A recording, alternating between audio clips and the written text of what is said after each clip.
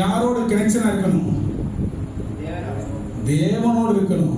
தேவனோடு இல்லாட்டி என்ன செய்வாராம் சொல்லுங்க. அப்ப ஜெபம் வேத வாசிப்பு இல்லாட்டி ஆண்டவர் ஊழியத்துக்கு ஒப்பு கொடுத்து போட்டு நான் ஏனோ தானோன்னு தெரிஞ்சா கட் பண்ணிப்பார். நமக்கும் அவருக்கும் உறவு இல்லை. நல்லா புரிஞ்சுக்கொள்ளணும். நான் ஊழியத்தை செய்ய விரும்பினான், நான் தேவனுடைய ராஜ்யத்திற்கு என்று என்னை அர்ப்பணித்தால் முதலாவது நான் என்ன செய்ய வேண்டுமா? அவரோடு சேர்ந்திருக்க வேண்டும். ஆமென். நீங்க நல்ல ஆராய்ச்சி வருங்கள். பைபிள் ஸ்கூல் போறது தவறு இல்லை. பைபிள் ஸ்கூல்லாம் போகணும், தவறு இல்லை. படிக்கணும், நல்லது. அதை விட படிப்பிக்கிற ஒருவர் இருக்கிறார். யார்? ஆமென். என்னை படிப்பித்தவர் அவர் தான். ஆமென். அல்லேலூயா. நான் பிரதிஷ்டை பண்ணும்பொழுது ஆண்டவரே பேதுருவை போல நான் உங்களுடைய ஊழியத்தை செய்ய வேண்டும் என்னை அர்ப்பணித்து இன்னும் வரைக்கும் அப்படிதான் போயிட்டு இருக்கேன். ஆமென். அல்லேலூயா. அல்லேலூயா. சொல்லுங்க அல்லேலூயா. நாங்கள் அர்ப்பணிக்கிற அர்ப்பணிப்பின் பிரதிபலனை நாம் கண்களால் பார்ப்போம். ஆமென். சாட்சிகளாய் எங்களை நிலைநிறுத்துவார் நன்மாதர். அதை நாவலப்பட்டியிலே ஒரு திருச்சபையிலே என் கண்களால் பார்க்கும்படியான ஒரு உதவி செய்தார்.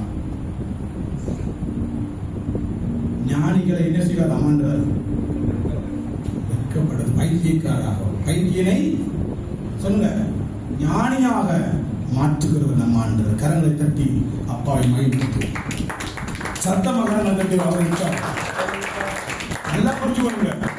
நல்லா புரிஞ்சு கொள்ளுங்க. ஆண்டோடைய சமூகத்தில் நீங்க உங்களை அர்ப்பணிச்சு உண்மையா ஜெபம் பண்ணி உண்மையா வேதம் வாசிச்சு உண்மையா கர்த்தருடைய சன்னிதானத்தில் இருப்பீங்கன்னு சொன்னா கடன்னு வளர்வீங்க. கர்த்தர் உங்களை நடத்துவார். ஆனால் போராட்டம் நிச்சயம்.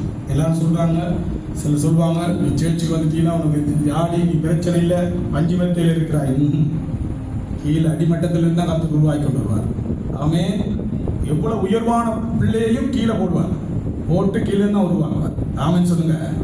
எவ்வளவு பெரிய கோடி சொன்னாலும் கீழே வரணும், வந்து தான் திரும்பி மேலே உருவாக்கப்படணும். ஆமே. அதுதான் உண்மையான ஊழியம். ஆமே. அல்லேலூயா. அவ்வளவு கஷ்டத்தை நாங்கள் அனுபவித்தோம். பல விதமான பாடுகள். இந்த ஏரியாவில் ஆரம்ப பெரிய ஒரு காடு, உங்களுக்கு தெரியுமா? தொட்டாசிரின்னு சொல்லி ஒரு முள்ளுண்டு. அந்த முள்ளுக்குள்ள நின்று முழங்கால் படி எடுத்து ஜெபம் பண்ண காலங்கள் உண்டு.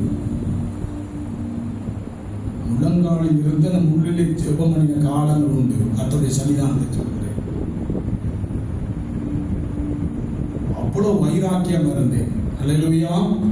மணலை அள்ளி கொண்டு போட்டுட்டு அந்த மணலுக்கு மேலே முழங்கால் படியிட்டு ஜெபம் பண்ணினேன். இது என்ன செய்யாது? இந்த இடத்துல குத்திட்டீங்கன்னு சொன்னா நல்லா தான் முழங்காலெல்லாம் நோகாது. ஆகவே அப்படிப்பட்ட தரை